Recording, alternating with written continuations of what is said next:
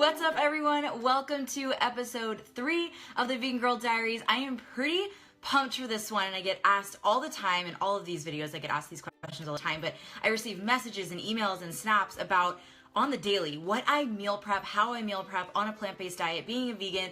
And it's funny because if you go on like any social media platform, then there's always these bowls of vegetables, or I forget what they call them, Buddha bowls, but you could literally just put a bunch of vegetables in a bowl and you're prepped. Like, you're prepped for every meal. Like, there's very minimal prep, and I feel like people overcomplicate vegan meal prep. And it's real, unless you're like making your own almond milk or you're boiling beans forever, it's really simple. So anyway, I thought that I would dedicate this episode to my top 5 vegan meal prep tips and really simplify this. So number 1 is to plan ahead, of course, and make a list. So if you guys know me, I'm kind of a little bit of a type A personality, so it drives me crazy when I go grocery shopping with someone who doesn't have a planned list. Does that bother anybody else? Like, I am so organized. I have to have a list so I don't wander around forever and I'm just like aimlessly looking for things. No, like, I have my list of meals that I'm gonna have every single meal for every day of the week, and even if it's very simple, like a salad, I write it down so I know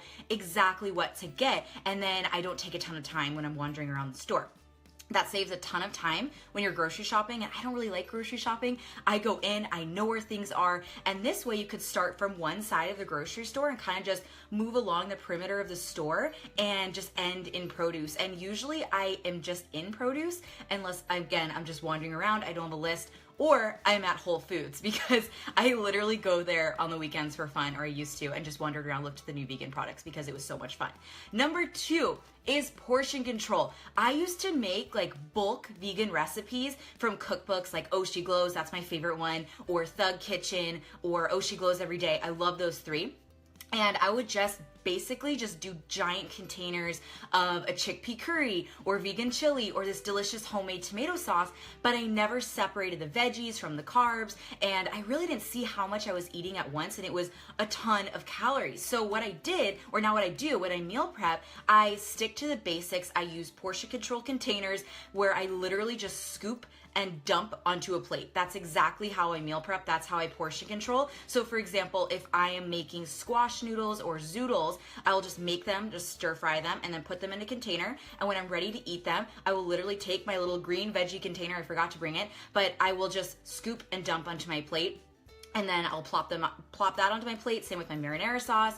Or my Beyond Beef crumbles, anything that I'm eating, I always portion it out. This way I know how to portion my meals, and they're all based on my height, my weight, my goals, but I know how much of each container to eat every single day. So portion control is a must. Number 3, know how to cook properly and have all the tools to do so. So what do I mean by this? I mean, Google how to cook tofu so you could actually enjoy it, because I feel like a lot of people don't know how to cook it properly, so they don't actually like it. But I did make a blog on this because I got that question all the time. So I do have a blog on how to properly make tofu.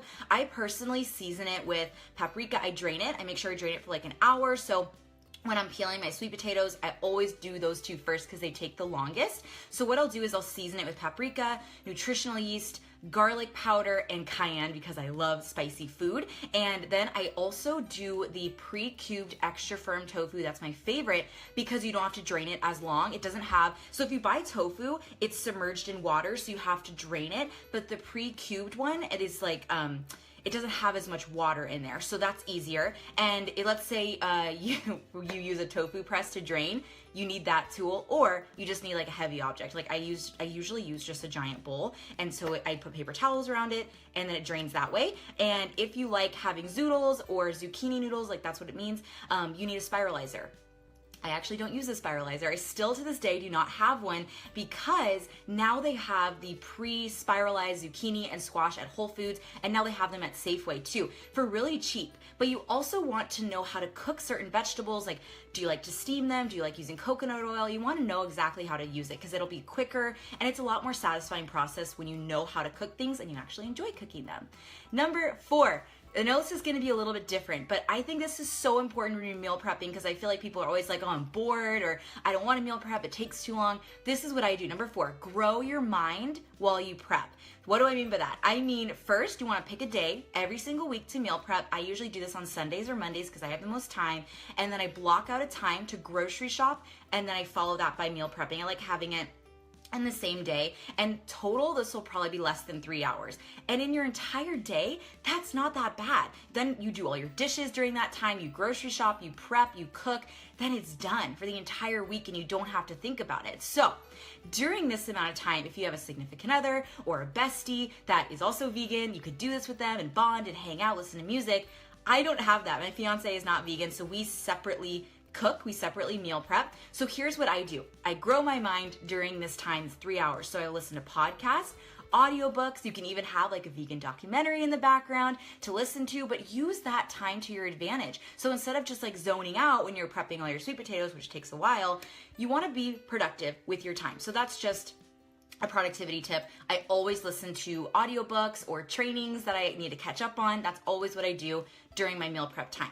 Number 5, shop at stores that carry vegan brands. Especially if you're a new vegan, if you're new to this plant-based lifestyle, make it easy for yourself. Go to Whole Foods or organic grocery stores or Trader Joe's. Those are really great places to start. And now that Whole Foods has lower prices, which is awesome, don't let it intimidate you. Like, I actually do have a YouTube video I made when I first became a vegan, and I talk about how to basically go to Whole Foods and not break the bank. So how to shop there on a budget. But really, if you're staying in the produce section, or you're just getting tofu, or even Beyond Beef crumbles, or Nadamu, that is one of my favorite. It is my favorite. It's my favorite vegan ice cream. It's amazing. If you haven't tried it, you guys need to try it. Coconut Bliss is really good. But also, if you're just getting the bulk of your food in the produce section, it's not that bad, you guys. It's really not that bad. I shop there like weekly, or I used to.